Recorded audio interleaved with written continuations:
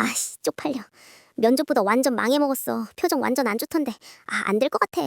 나 망했단 거 알면 다들 날 어떻게 생각할까? 면접 도전했어? 멋지다. 그렇게 도전하다 보면 잘 될 수밖에 없어. 성공이라는 걸 사회적 성취, 영향력 확대, 성과 축적이라고 정의하면 쪽팔림 경험은 거의 필수에 가깝거든. 쪽팔림이 성공의 필수인 이유. 1. 위험 감소와 노출 빈도. 성공은 시도 횟수와 상관이 높아. 시도를 늘리면 공개 실패 확률도 올라가는 건 당연해. 공개 실패는 쪽팔림을 동반하기도 하잖아? 심리학자 딘 키스 사이먼턴은 역사적으로 위대한 업적을 남긴 창작자와 과학자 수천 명을 대상으로 그들의 커리어를 분석했어. 연구 결과는 꽤 흥미로운데 가장 위대한 성과를 낸 사람들은 동시에 가장 많은 실패작과 수준 낮은 결과물을 내놓은 사람들이었지. 바흐, 베토벤, 모차르트, 피카소 등등 그런 위인들이 남긴 작품 중 대중에게 알려진 히트작은 아주 일부분일 뿐이야. 그들은 남들보다 훨씬 더 많은 망작과 평범한 작품을 만들었어. 이 과정에서 겪는 비판이나 대중의 무관심은 성공을 위한 통계적 필수 요소라는 거지. 이걸 동등 확률 법칙이라고 불러. 성공적인 결과물은 시도 횟수에 비례해서 나타나기 때문에 성공을 많이 하려면 필연적으로 실패와 그에 따른 사회적 망신을 겪는 횟수도 늘어날 수밖에 없다는 거야. 즉, 쪽팔림을 무릅쓰고 시도 횟수를 늘린 집단이 결국 최종적인 성취도에서도 앞서 나간 거지.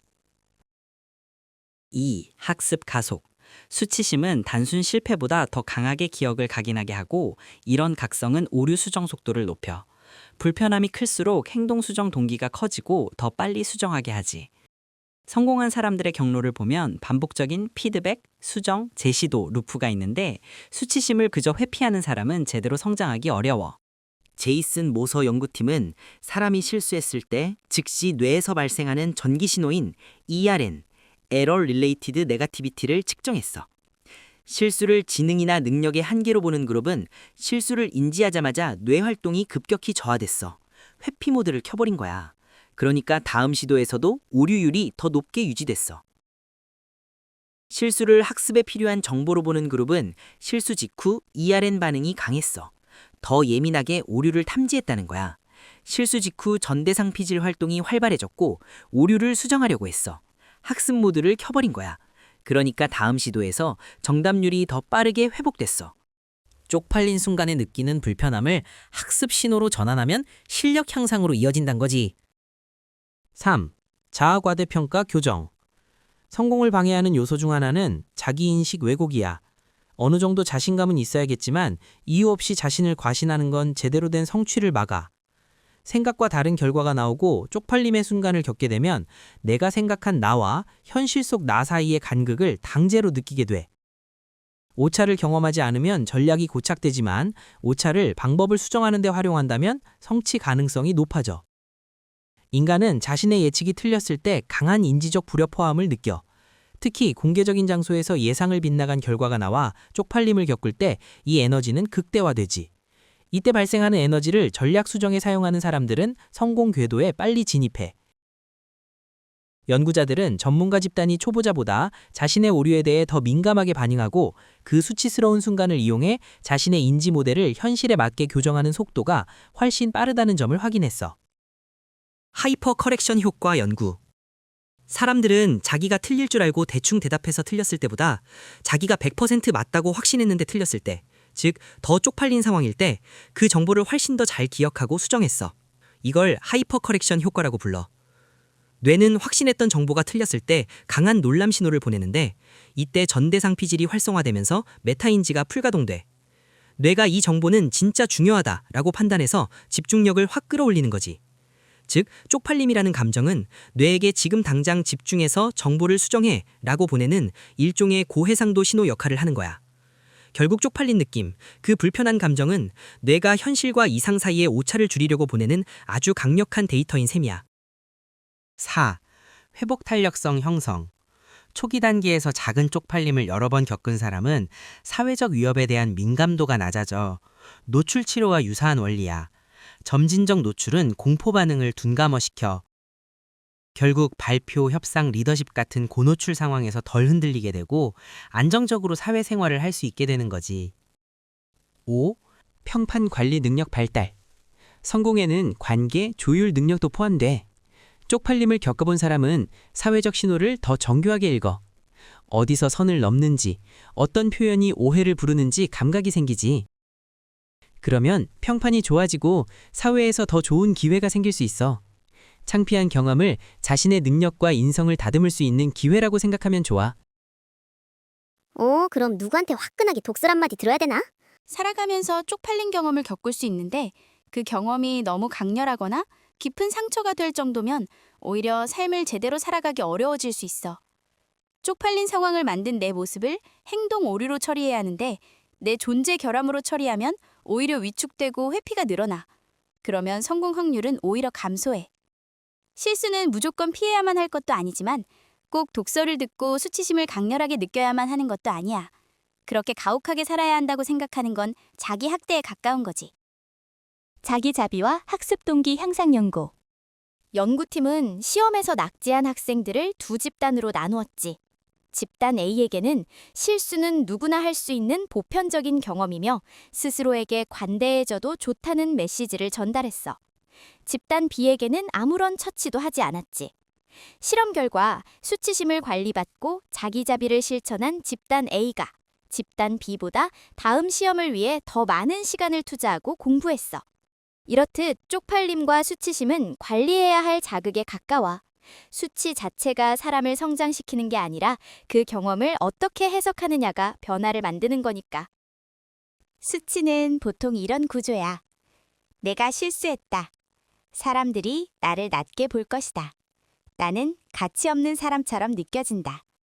뇌는 이런 사회적 평가에 굉장히 민감하게 반응해. 집단에서 배제되는 건 생존에 위험했기 때문에 수치스러운 경험은 뇌에 강하게 기억되는 거야. 다시는 이런 상황을 만들지 말자 하게 되기 쉬워. 여기서 두 가지 완전히 다른 길이 생겨. 첫 번째는 성장으로 이어지는 경우야. 나는 실수했다. 다음에는 다르게 해보자. 즉, 행동에 대한 피드백으로 받아들이는 거야. 두 번째는 위축으로 이어지는 경우야. 나는 실수했다. 나는 부족한 사람이다. 그러면 뇌가 그 상황 자체를 피하려고 하고 사회 불안이 커질 수 있어. 수치 두려움은 사람 대부분이 어느 정도 가지고 있어.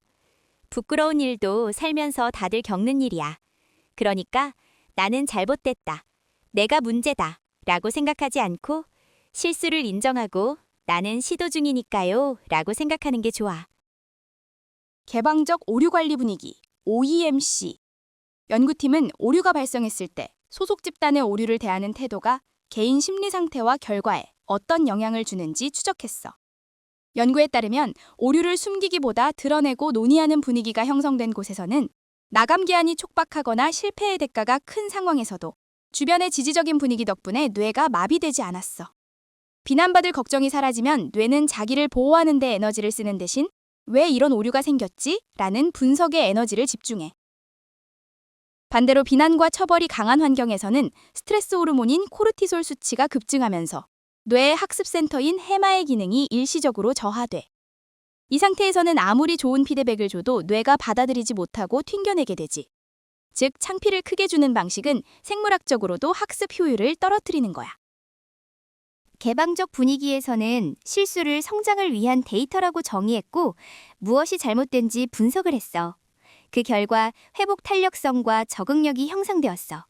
압박이 강한 상황에서도 학습 효율은 유지됐지.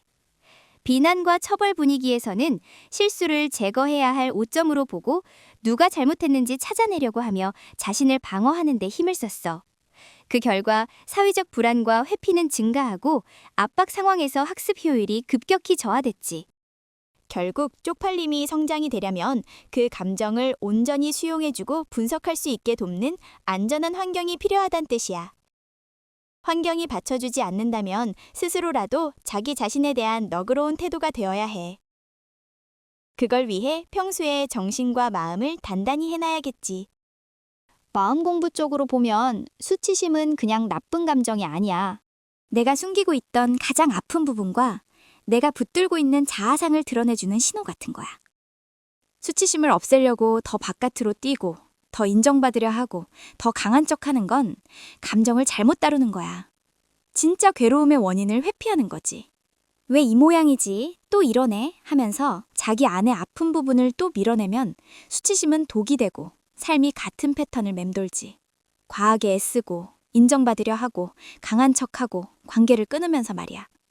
마음을 밀어내지 않고 깊이 느껴주면 긴장이 조금씩 풀리면서 그 아래에 있던 진짜 상처와 패턴이 드러나기 시작해. 마음은 공격받을 때 다치고 받아들여질 때 열리거든. 밑에 있던 상처가 보이면 아, 내가 지금 진짜 견디기 힘든 건 버려질까 봐 무서운 거구나. 지금 이렇게 화나는 건 무시당한 기억이 건드려진 거구나. 이렇게 반응의 원인이 드러나. 내가 왜 늘 같은 방식으로 반응하는지 그 반응의 뿌리를 알게 된다는 뜻이야. 그러면 그 반응을 전부 진실처럼 생각하고 딸려가는 게 아니라 다른 선택지가 생겨. 내 행동을 자동으로 끌고 가던 스위치를 끌 수 있게 되지. 결과만 붙잡고 밀어붙이면 매번 조금씩 결은 달라도 큰 패턴은 반복되어 지치지만 원인을 꿰뚫어 보면 헛바퀴를 도는 패턴, 그 자체에서 벗어날 수 있어. 수치심이 어디서 오는지, 무엇을 지키려는지, 어떤 환상이 깨질까 두려운지 제대로 알게 되면 그 뒤부터는 억지로 애쓰지 않아도 방향이 달라져. 이게 더 빨리 가는 길이야. 오키, 쪽팔림? 들어와 들어와. 아, 맞다. 지금은 아니고. 히히.